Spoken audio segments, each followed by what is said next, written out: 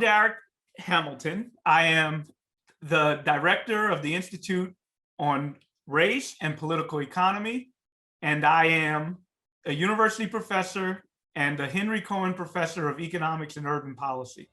We want to figure out pathways by which we can ensure that every human being, regardless of their race, gender, sexual orientation, immigrant status, so that they have the resources they need to thrive.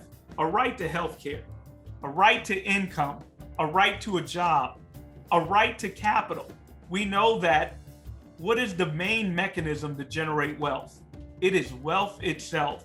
Wealth begets more wealth.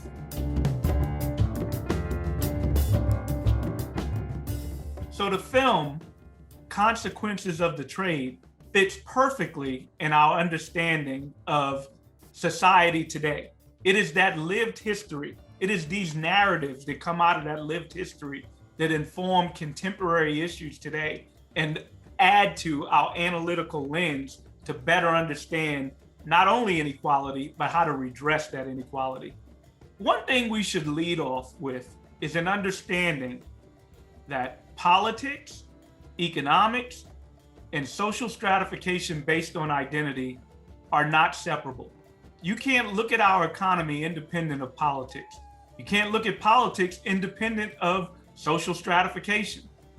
We know that even when certain groups are able to acquire resources, that it's often threatened. It's often threatened because they don't have the political backing to make them less vulnerable when we have, for instance, an economic downturn, or even when there isn't a moment in the business cycle, that they're not vulnerable to, say, predatory lending.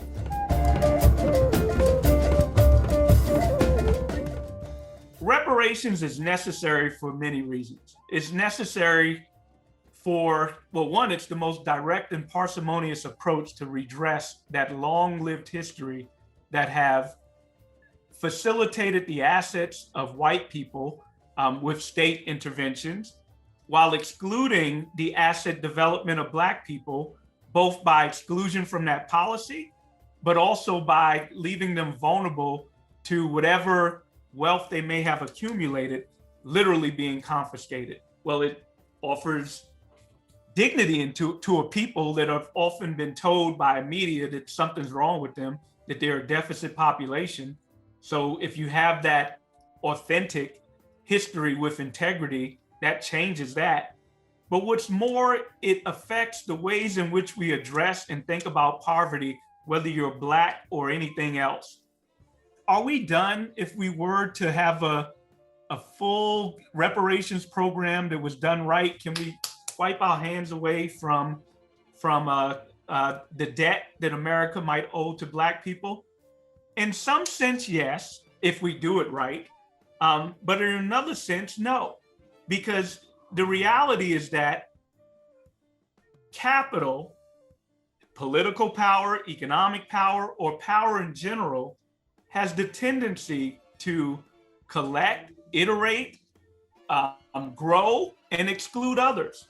Reparations is the direct and parsimonious approach to redress that long-lived history that's immoral. If we don't have that truth and reconciliation, if we don't offer redress to that truth and reconciliation, one, the truth and reconciliation will be empty without some form of redress.